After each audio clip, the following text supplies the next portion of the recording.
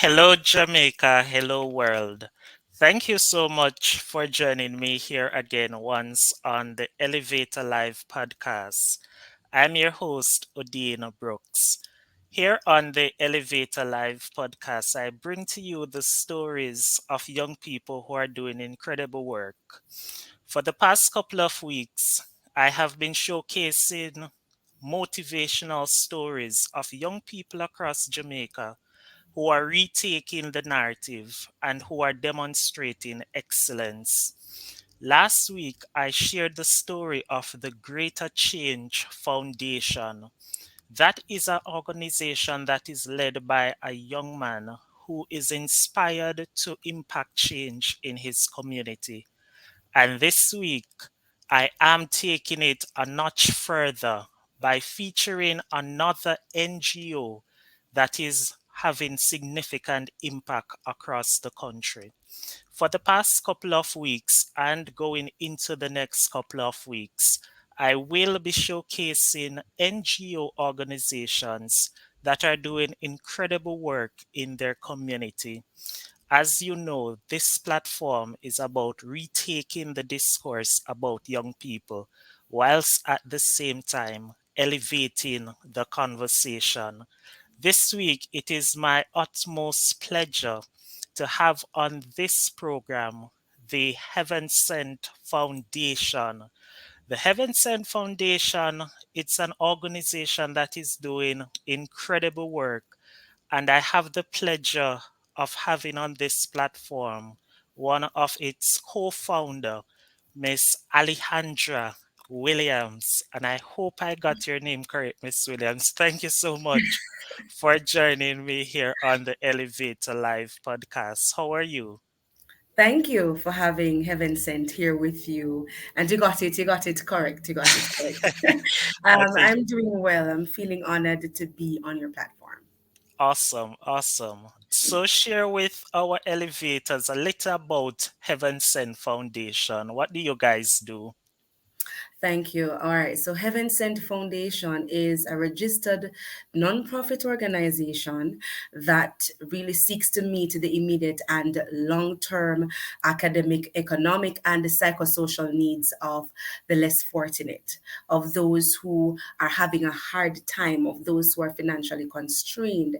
And so, what we usually do is we assess situations in volatile communities and we lend a helping hand. That's really what it's about, meeting different kinds of needs in different kinds of spaces. Awesome. And you Yes. raised some important points which I will interrogate further as the discussion progresses. But talk to us a little about what is the inspiration. I note that all Yes. of the organizations I've interviewed previously, there is a story. What is the Yes. story behind this organization? Thank you. And I also want to add that we are a Christian organization. So it was during the COVID period, that pandemic period. My mother and I, we were home, and I remember we had just gotten home from church, and she started to cry. I always give that story, and I was like, "What's wrong? What is happening?" And she's just saying, she feels as if she's not helping enough persons. Grant you, at that time, we had established a little organization within our church too, where we were assisting the less fortunate, and she was contacting food for the poor and all of that. But somehow we were still limited in our reach, and so I immediately said to her, let's or register an organization that would then give us an expansive reach and reach, to different kinds of communities, different kinds of persons, and somehow now form collaborations, form relationships with corporate Jamaica. And she immediately said, yes, let's do it. We didn't know where it was going or what, but we knew that God was in charge of it. And because of that, we were extremely excited about it. Awesome. That's Yes.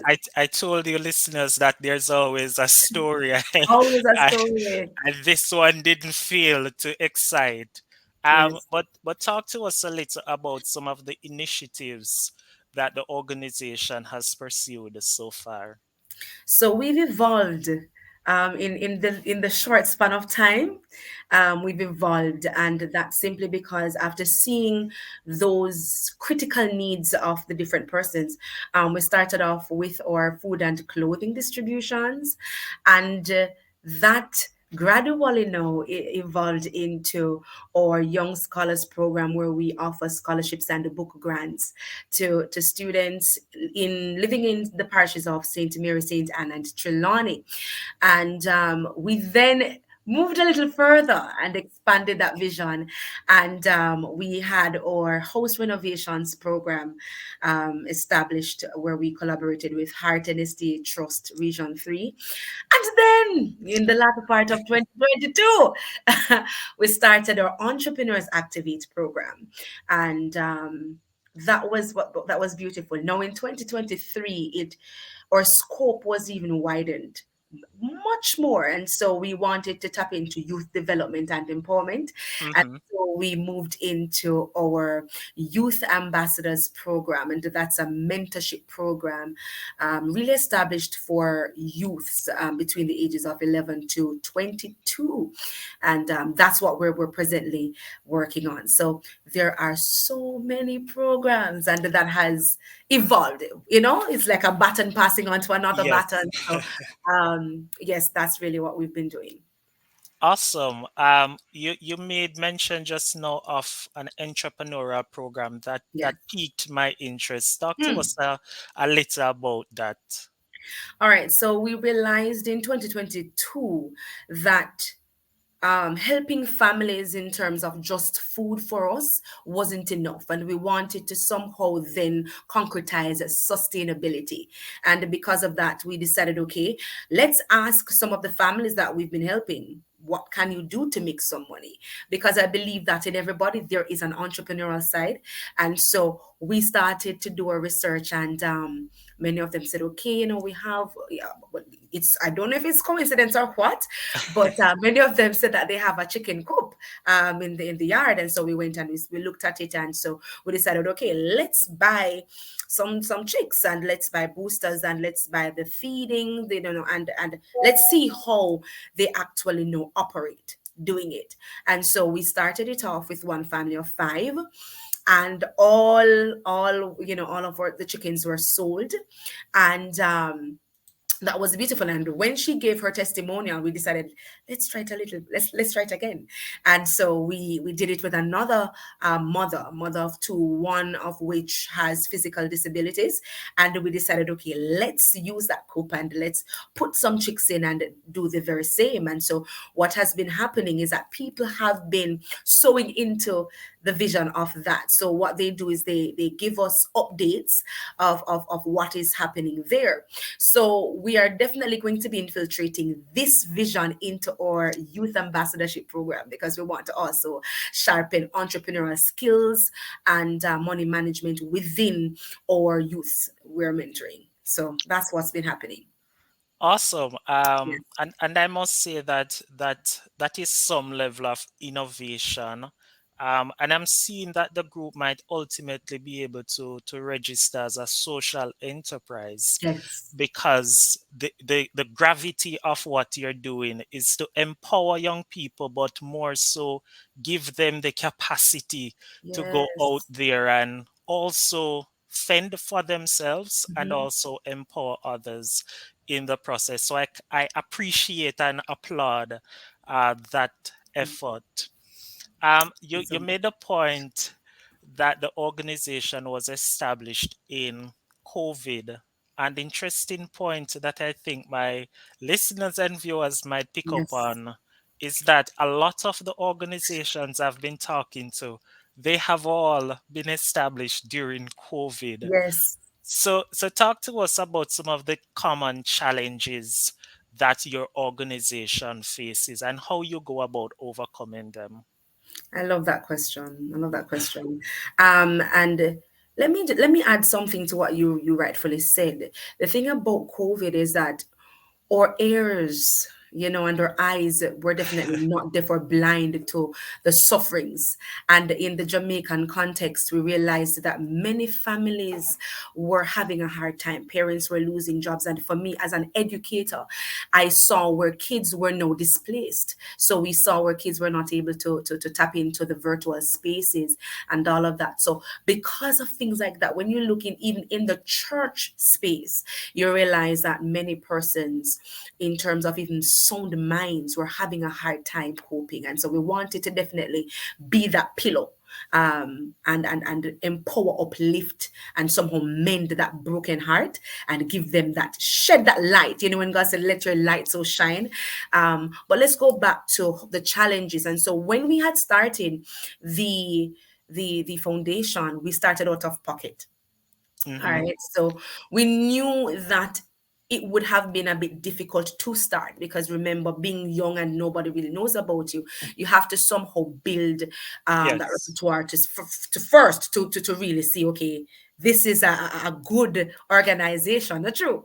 So for us, we started out of pocket. My mother and I, we started out of pocket, and a little after, my mother, who is also an educator, she started to now share her vision with the parents of her students and her colleagues at school. I started to share it with my WhatsApp community. Have to big them up all the time. All right. And I remember just sharing WhatsApp statuses and sharing about what we want to do, sending personalized messages to my friends and my colleagues. And they decided, we are going to assist you. We're going to hold hands with you. We're going to let this work. No, for me, and I'm a visionary, so I love to plan, and I follow the leading of Christ. And so what I realized is that I started to see bigger things coming. And this is where I can say the challenges started to happen, because the resources were not necessarily walking in that alignment with Yes. the vision. And so we said, but we can't take everything out of pocket, and we started to reach out to different entities. So at first, financially, I can say that in itself, having adequate resources posed a challenge.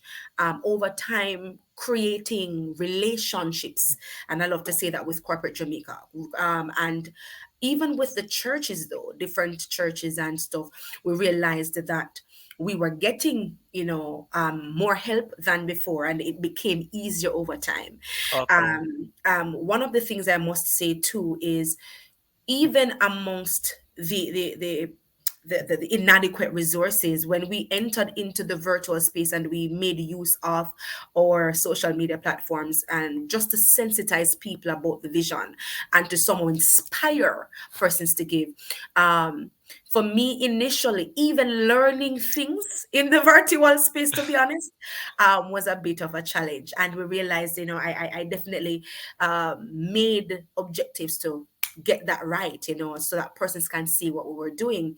So I think the main thing would have been acquiring adequate resources, and that is in finances, that is in, if we just did a house, that's in acquiring furniture and appliances, and so we knew, and we still know, that the vision that God gives is not necessarily the easiest to put everything together all at once. Mm-hmm. And so we realize that for us, we take it gradually and we enjoy the process of it. Yeah. Awesome, and I'm happy to hear that you are not demotivated. The vision Mm-mm. is there, but if the resources come up short, the passion still Yes. drives the process. But Yes. you made the point there about the expansive work that you've been doing, and I'm hearing a Yes. lot of scaling up taking Yes. place because you're now into housing development. Yes. So talk to us about that project and the Yeah. important role that partnerships would have Ooh. played in that initiative. All right. So we, as I told you before, we had partnered with Heart NST Trust Region 3. And when we did that, as I said, we were reaching out to different entities, because we needed help. And we were not getting anywhere, but we knew that God wanted us to do it. And so we definitely stayed true to the course. And Heart Trust NSTA Region 3 reached out and said, okay, let's do it. Let's talk about it. Let's have some meetings. No, that process in itself was wow, a unique journey. It was a unique journey. We started it, we met Mr. Barnett in March of 2022, and we won $100,000 from Transformed Life Church. That's in Wow. Kingston. I can't stop talking about them. If you look on our page, you'll see them a lot. I'm big on saying thank you. And so we had won a charities competition there.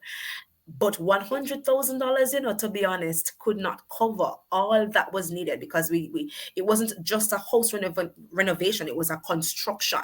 Wow. And so we needed labor, we needed transportation for that labor, we needed the construction materials. And so when Heart and NSA Trust Region 3 said yes, we then went into a few meetings and we realized, okay, this is a big project, and it cost millions of dollars. And so while we were doing it, they also provided the labor, because at first we were trying to get persons to come, and persons having primary jobs coming, really wanting to do it, but coming, but not having enough time, that posed a challenge as well, as we were talking about limitations. And Yes. so we realized that, okay, we were going to do it over a 3 to 4 month basis, and really stay committed to what we were doing. And they covered the meals for those, Wow. for the trainees, because they are trainees, which is why I'm so proud of them. They are trainees. The instructors, we formed great relationships with the instructors. And so getting construction materials, that in itself was a lot. And realizing last year's price is not this year's price. Certainly not. So we made this budget list even for our foundation. And remember, we got $100,000. A few persons were donating here and there, and we were like, yeah, man, we have some things I can buy. But when January hit and we really needed more materials, and we were purchasing, I had to hold my head at one point, Mr. Brooks, because I was saying it's a lot of resources. Grant you too, we had just won $1 million from NCB for a grant a wish. But that, we definitely said we wanted to do that for our tertiary scholarships that is coming up in July, August. And we said we don't want to touch that. So we had to find interesting ways now to get our donors to come on board. Come on, donors. And so it eventually, the mickle, yeah man, made the little muckle, and it came together. And so we got enough materials, we got enough money to even get the bed and stuff like that.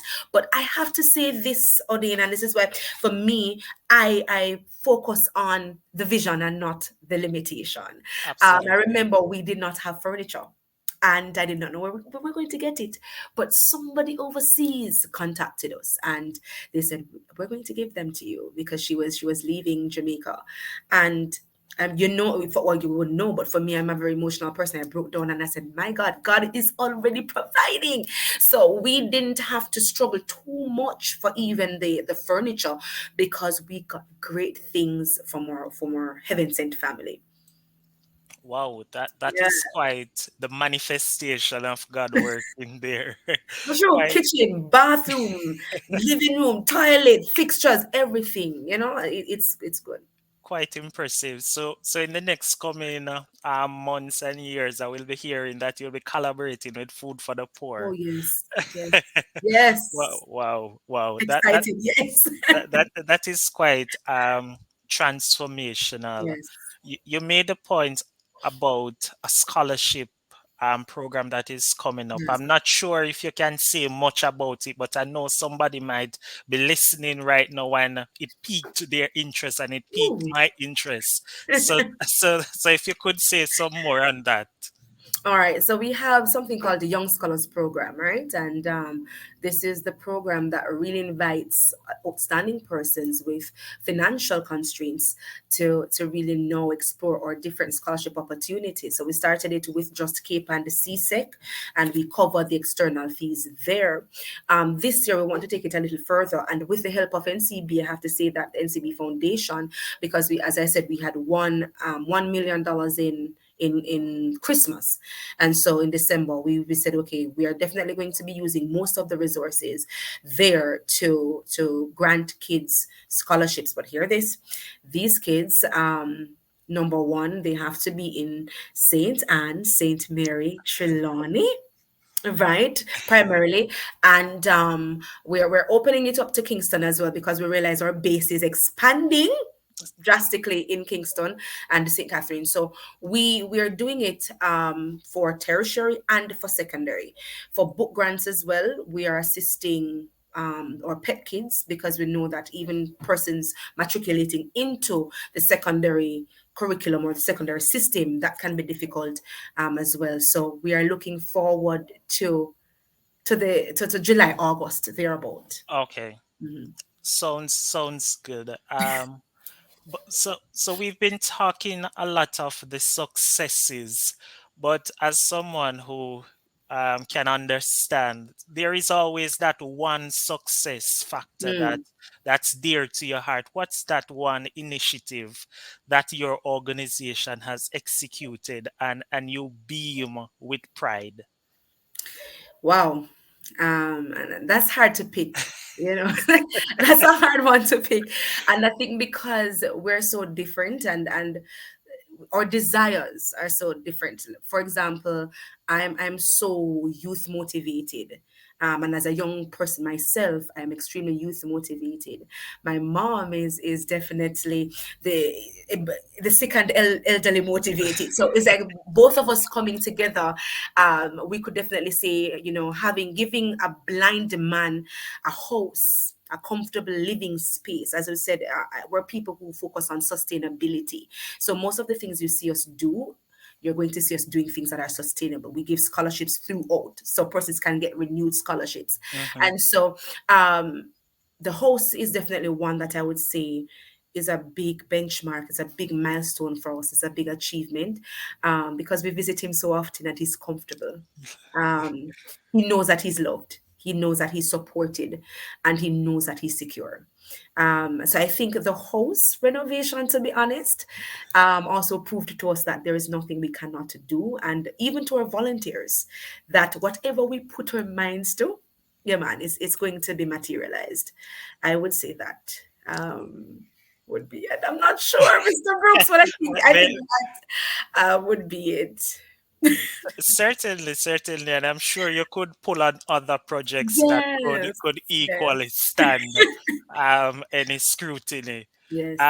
But how do your organization define success? When you execute I a love that. project, how do you say, we did it, guys, we did it, we were successful? I love that question for a thousand reasons. One of the things that we look on when we've completed a project, we ensure that we keep what is it? We keep record of progress. So every Hmm. month or so, we have to visit. So for us, it's not just about doing it now. As I told you, and I'll always say this throughout, sustainability. And so we focus on growth, where we met you and where you are in the upcoming months or the upcoming weeks. So, for example, with Mr. Barnett, who is visually impaired, and now he has a home, though he has a home, we still keep record of what has changed, how his living space is, how his health is, things like that, because he was having some health issues as well. When we look on mentorship, we look on the person's mental growth, we look on the person's academic growth, and we also look on the person's scope. So that has to do with psychosocial growth. And so we get different persons counselors. We had them doing their vision boards. That's the first thing we did for mentorship. And so for each thing, when we look on the entrepreneurs activate, we're looking on economic growth, we're looking on financial literacy. What are you doing with the money? How are you putting it back? So when we look on different projects, it would have different things, but the main thing is growth and sustainability. How are you sustaining what we've given you? Awesome. And Mhm. those are some useful metric that other NGOs can apply also, because as you stated, it's about sustainability. and building capacity of your beneficiaries. Yes. So you've been traversing many spaces, you've been interacting with many youth. What Yes. are some of the common issues that you're seeing among young people? Firstly, I must say youths need mentors. And what we realize is many of them do not know what they want to become. I think a lot of them are so talented, to be honest, and they're so gifted. They need to be steered clearly. And so we realize a lot of them just need somebody to just listen to their desires and help to steer them in the path. We realize a lot of them too, in terms of mental health, in terms of self-esteem. Many of them need to be empowered, and the words are very powerful. And so we try to create a safe space where they can speak about it and they can work on weak areas, and know that working on weak areas do not make you weak, does not make you weak, sorry, but it makes you strong enough to really strive to be better. I realize as well, when it comes on to youths as well, that it's important that we remind them that their now is not there forever. And so even for our careers month that was in March, I used persons in the career fields that they wanted. I got surgeons, I got doctors, I got engineers, but they all had a story of struggle. So when they shared it, everybody got excited because they could relate to them. And so one of the things is that we want to remind them that they can get there as well. Nothing is permanent. And so ensuring that they work towards what they want is instilled and it's executed. And those are some of the things that we work on. Learn financial literacy is something as well that we've been doing with our kids, and we want to ensure that they know, because as mature as I am, I need financial literacy myself. So Yes. I'm saying, why not teach them from that tender age how to handle money and how to get money multiplying for them, working for them. And so these are some of the things I'd really want to instill in our youths in Jamaica. Certainly, certainly. Those are Yeah. some critical areas. But you sounds motivated, you're enthusiastic. But has there ever been a point in the journey that you say, look here, I'm just gonna pack up all of this? Too many times. Mr. Brooks. Too many times. I always tell people when they ask, and different founders or different directors, I ensure that the why, the why you started it, the why you're doing it, for me is really in front of me every living day. I think founders, executive directors, presidents, whatever it is, they are amazing stalwarts. And I always say, when people come to me and they say they want to start a foundation, I'm like, you have to understand first your why. Because it looks amazing on social media and it looks amazing on the television. But the reality is, it's a lot of work, and it's a lot of mental pressure. It's just a lot, bearing the burden of those who come to you. And as I told you before too, not having enough resources, and you want to help. You want to help everybody. It can be hard. So there have been days, there have been months, I wanted. And even for this renovations project, can I tell you the truth, what God love? It was it worked on that perseverance for me and that patience, because I was like, God, this feels as if I'm going to break. It literally was pulling me from work to construction site to getting the things. So it was just a whole lot, but I remembered the why. And the why is always God's God's vision for my life and what He wants me to do. So I love people and I love Christ, and I know that giving is one of our primary reasons. Serving is one of our primary reasons for being here. But yes, yes, yes, Mr. Brooks. Awesome. Um, Throughout the interview, you make consistent reference to God. What Yes. what role in all of this, your spiritual foundation, please? You know, you're asking some amazing questions. That's what we do here on the elevator. But hear what? Heaven Sent is Christ focused, and that's why we're called Heaven Sent, to be honest. And we believe that we're Christ's ambassadors on earth to spread that gospel, spread that love, and spread His light. Let your light so shine. And so for us, it's not about the glitter and the glamour. It's about letting God's light be seen and be seen in the various corners, not only in Jamaica, but in the entire world on earth. And so for us, Christ is our why. Jesus is our why, and He'll always be our why. And that's why I ensured that the name was also a reminder of our why, and that is Heaven Sent. And so we are sent here to do Christ's work and His mission on earth. Wow. And I'm Yes. sure Christ is pleased Ooh. with his servants. Awesome works. Anyone just joining us? We're talking with Alejandra Williams from HeavenSent Foundation, an organization birthed during the COVID pandemic, and it continues to accelerate. It continues to impact lives across its areas of reach. These are the kind of stories that I showcase here on the Elevator Live podcast. So as we trek closer to the end of this episode, I know my listeners, viewers, they're enjoying it.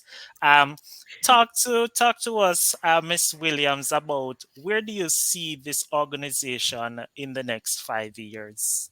Wow. I know that God wants us to expand, and so we're going to be expanding not only in Jamaica, but we're going to be expanding in different countries.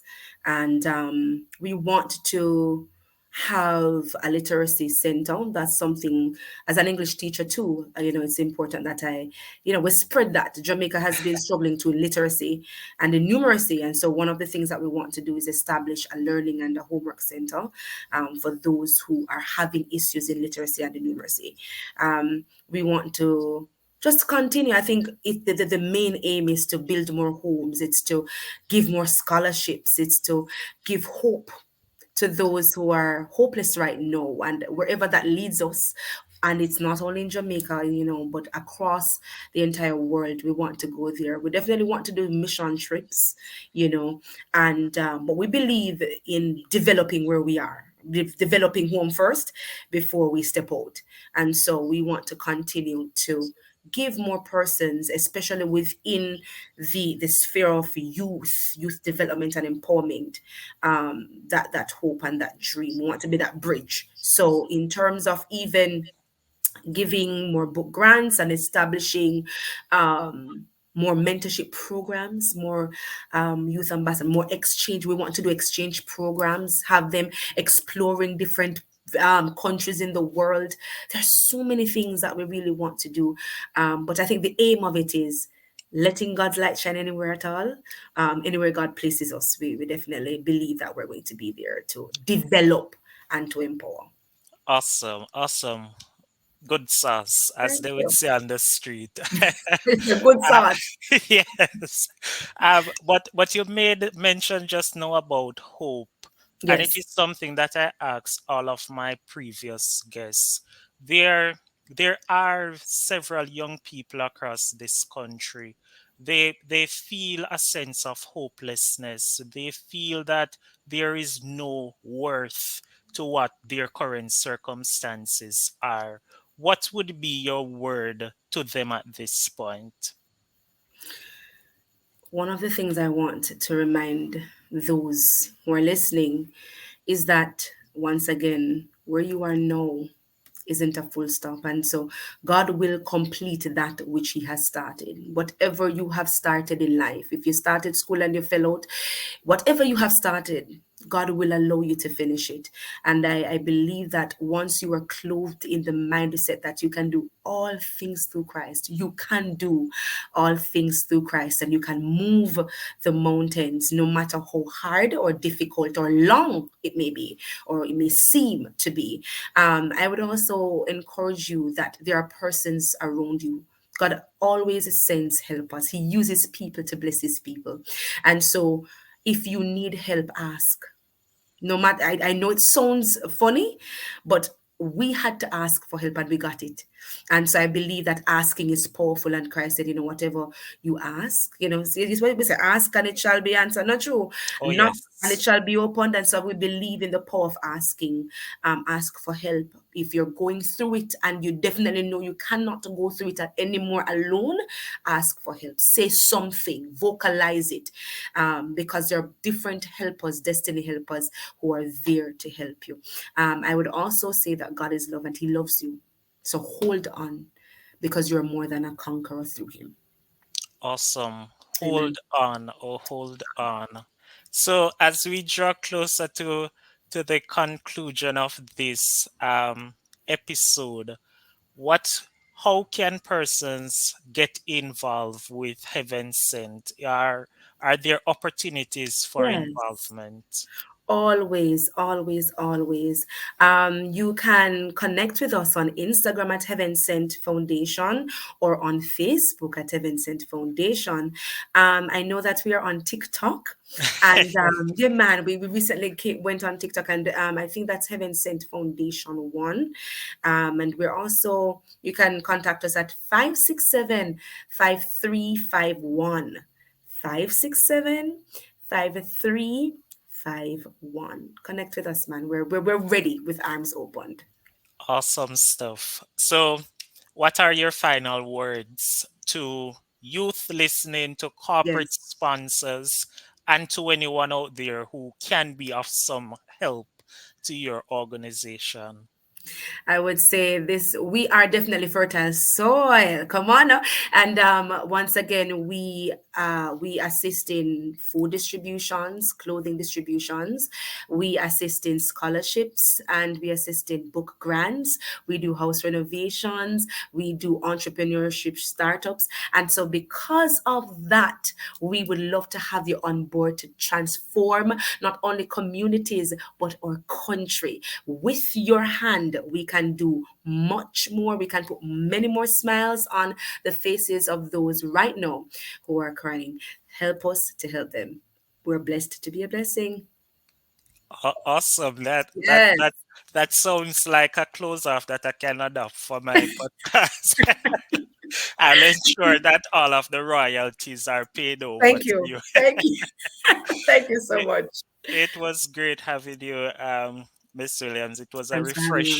refreshing discussion, and the sincerity Yes. behind all of what you're doing. It is quite evident, and that's ultimately what I'm attempting to do on this platform, to showcase Yes. stories like yours that serve as inspiration and motivation.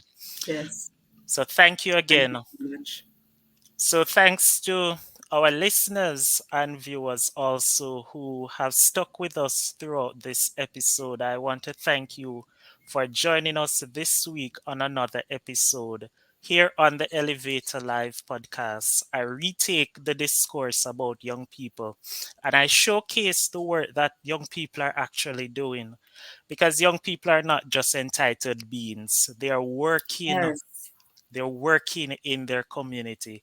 So continue to listen to us, continue to give us the feedback as we continue to retake and to elevate the discourse. This has been another episode. Stick and stay with us for another episode next week where we will continue the discussion. This has been the Elevator Live podcast with Odane.